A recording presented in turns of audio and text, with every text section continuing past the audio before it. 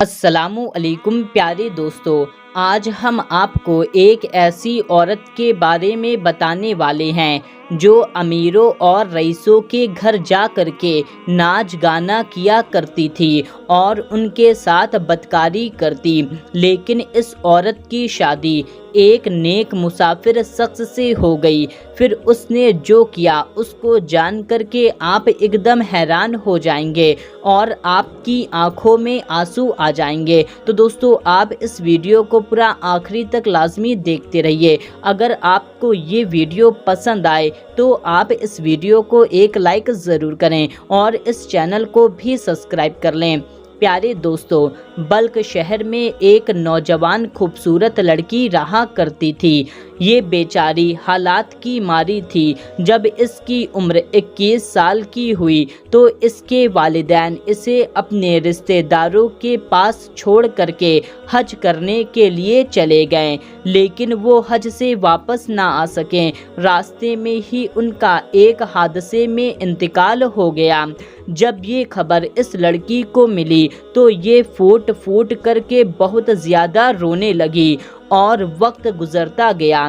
ایک دن اس کے رشتہ داروں نے اسے یہ کہہ کر گھر سے نکال دیا کہ اتنی مہنگائی میں ہمارا گزارا نہیں ہو پاتا، ہم تجھے کہاں سے کھلائیں گے۔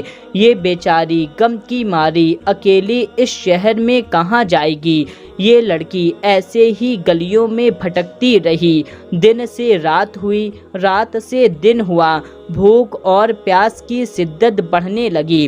جن کے در پر مانگنے جاتی وہاں سے ٹھکرا دی جاتی۔ کوئی ایک وقت کی روٹی دینے والا نہ تھا۔ یہ مانگتے ہوئے ایک نوجوان کے گھر پہنچ گئی۔ دروازہ کھٹکھٹایا۔ نوجوان نے دروازہ کھولا تو اس نے کھانے کا سوال کیا اور اپنا پورا قصہ سنا ڈالا۔ نوجوان نے ہمدردی دکھلاتے ہوئے اس لڑکی کو اپنے گھر میں بلایا اور دسترخوان لگا کر طرح طرح کے کھانے سے سجا دیا۔ یہ لڑکی اس نوجوان کو دعا دیتے ہوئے کھانا کھانے لگی۔ جب وہ پیٹ بھر کھانا کھا چکی تو وہ نوجوان اس کے سامنے کھڑا ہو گیا اور بولا، جو تم نے کھانا کھایا ہے اس کی رقم چکاؤ۔ یہ بات سنتے ہی وہ لڑکی ایک دم حیران ہو گئی اور کہا، میرے بھائی، اگر میرے پاس رقم ہوتی تو میں آپ کے پاس مانگنے کیوں آتی۔ نوجوان نے کہا، تمہارے پاس رقم نہ سہی، حسن تو ہے۔ یہ کہہ کر اس کی طرف بڑھنے لگا۔ لڑکی روتی ہوئی منتیں کرتی رہی، خدا کا خوف کرو، خدا کا خوف کرو، اس کھانے کی رقم تم حشر میں خدا سے لے لینا۔ لیکن وہ نوجوان نہیں مانا اور اس کی عزت پامال کر ڈالی۔ اب وہ بیچاری لڑکی اکیلی کہاں کس کے پاس جائے اور کس کو اپنا درد سنائے، کس سے اپنا حال بتائے۔ اب وہ لڑکی مردہ لاش کی طرح بلخ شہر کی گلیوں میں بھٹکتی رہی۔ جس کے در مانگتی، اگر جو اچھے لوگ ہوتے وہ اسے رقم اور کھانا دے دیتے، لیکن جو بدکار قسم کے ہوتے وہ رقم کے بدلے اس کا فائدہ اٹھاتے۔ اس بات سے وہ لڑکی بہت رویا کرتی تھی۔ اب شیطان نے اسے ورگلانا بھی شروع کر دیا، جب لوگ تیرے جسم کو ایسے ہی نوچ رہے ہیں تو کیوں نہ تو جسم فروشی کا دھندا شروع کر دے۔ اس دھندے میں تجھے کسی کے در پر جانا نہیں پڑے گا اور نہ ہی کسی کے آگے ہاتھ پھیلانا پڑے گا۔ اب وہ لڑکی شیطان کی بات مان کر کے اس دلدل میں اتر گئی اور امیروں رئیسوں کے گھر جا کر کے ناچ گانا کرتی اور پھر وہ لوگ اس کے ساتھ بدکاری کرتے، اس کے بدلے میں موٹی رقم وصول کرتی تھی۔ ایسا کرتے ہوئے کافی وقت بیت گیا۔ اب اس کے پاس خود کا محل جیسا گھر ہو گیا اور کافی رقم بھی ہو گئی۔ وہ اس کام کو تو کرتی تھی لیکن اس کا دل اس کام کو کرنے کی گواہی کبھی نہ دیتا۔ وہ اندر ہی اندر ایک دم غم زدہ رہتی۔ جب اس کے کان میں اذان کی آواز جاتی تو وہ ایک دم ڈر جاتی، لیکن بعد میں پھر شیطان اس کو بہلا لیتا۔ لوگ اسے دیکھ کر کے برا بھلا کہا کرتے تھے۔ ایک دن یہ لڑکی اپنے بستر میں لیٹی ہوئی تھی۔ اس کے در پر ایک فقیر آیا اور دروازے پر دستک دی۔ اس نے دروازہ کھولا تو فقیر نے اس سے کھانے کا سوال کیا تو اس نے اسے طرح طرح کے کھانے دیے۔ کھانا دیتے وقت اسے اس نوجوان کی پرانی بات یاد آ گئی اور آنکھوں میں آنسو جاری ہو گئے۔ فقیر نے اس کے آنسو کو دیکھ کر کہا، بیٹی کیوں روتی ہو؟ تمہارے یہ آنسو تمہاری مجبوری کو بیان کر رہے ہیں۔ یہی آنسو اپنے رب کی بارگاہ میں بہا کر تو دیکھو، ایک بار اس کے سامنے ہاتھ پھیلا کر تو دیکھو۔ تم نے دنیا والوں کے سامنے ہاتھ پھیلایا، مگر ایک بار اپنے رب کے حضور ہاتھ پھیلا کر تو دیکھو۔ اگر تم اس کے سامنے ہاتھ پھیلاتی ہو تو کیا وہ رب جو 70 ماؤں سے بڑھ کر محبت کرتا ہے وہ تمہاری نہ سنتا؟ بس اتنا سننا تھا۔